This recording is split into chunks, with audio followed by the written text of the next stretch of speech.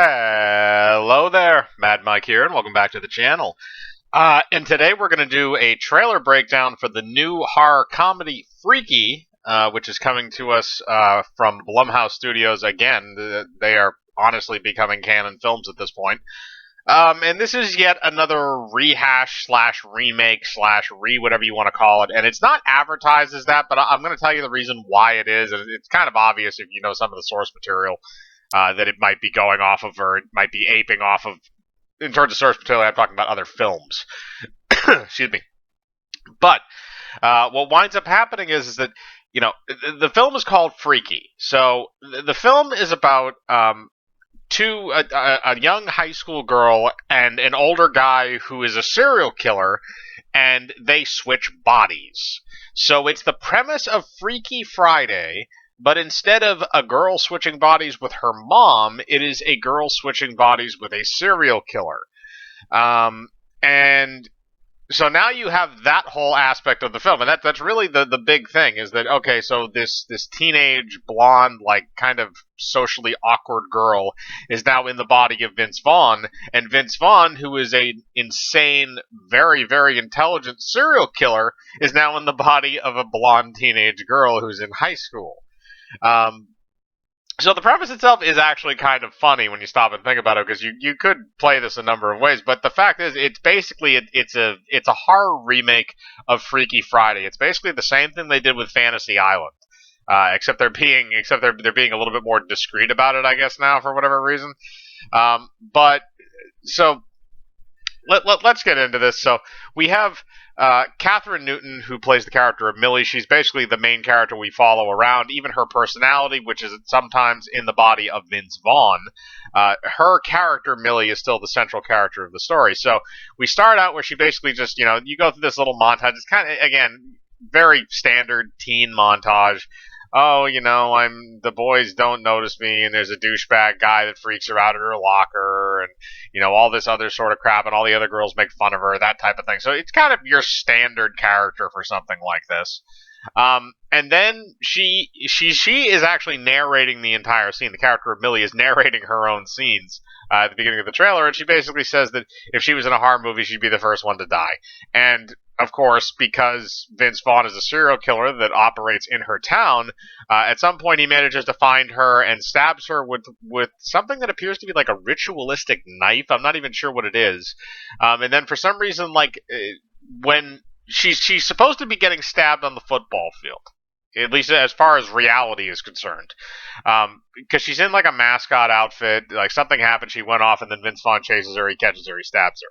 At points during the stab scene that they actually show in the trailer, it actually switches between that and some kind of like weird dark dimension where Vince Vaughn is holding like this ritualistic knife and they're on this altar or something. So there's that kind of weird thing, which I don't understand the context of that. It must have something to do with how they switch bodies, but again, we don't know if there is any reasoning behind it or if it will ever be explained. But because of that, both of them are then Groundhog Day'd into well, I shouldn't say Groundhog Day, but they're kind of accelerated into the next morning, and they wake up in each other's bodies.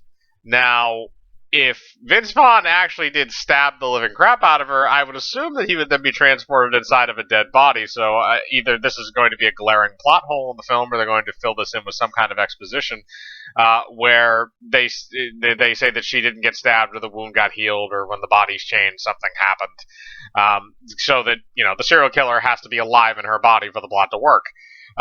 So then we go into this where they wake up in each other's bodies. We mainly follow Vince Vaughn at this point. We don't really follow the actual Blissfield Butcher, which is the character that Vince Vaughn is playing, all that much, at least in terms of his consciousness, except for, the scenes where he's interacting with the other characters. So like I said, Kathryn Newton's Millie has a couple of friends, Booker and another female friend, which I don't think we get the actual name of in the trailer. And basically, they are kind of the wingmen in this. Vince Vaughn has to convince them that he's actually a teenage girl and that he knows them. And at some point that is successful, and the three team up to take down the serial killer who is now inside Millie's body. So they basically gave away like probably at least 75% of the plot of the film, or at least probably the first half at the very least. Because I don't think you're going to see them actually significantly go after the serial killer until probably at least 20 to 30 minutes into the film. So I mean, and like I said, that's at the low end. I could see them doing a lot more setup and that going maybe to 45, and then the last 45 is this whole cat and mouse thing where they're trying to find the serial killer so they can reverse the process. So again, very, very kind of paint by numbers if you're going by what it appears to be based off of, which is Freaky Friday. And it doesn't really do anything, I feel like, that's too amazing to me.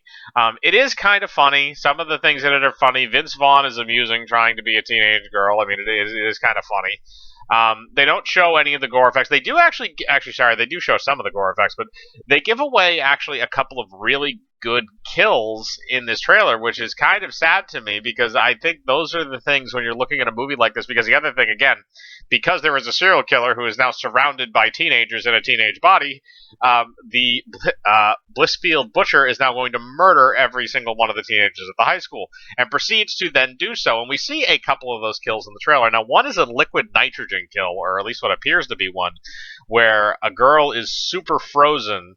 Her body is like super cooled so that it like almost like liquid nitrogen, so that she falls out of it and then like shatters into pieces.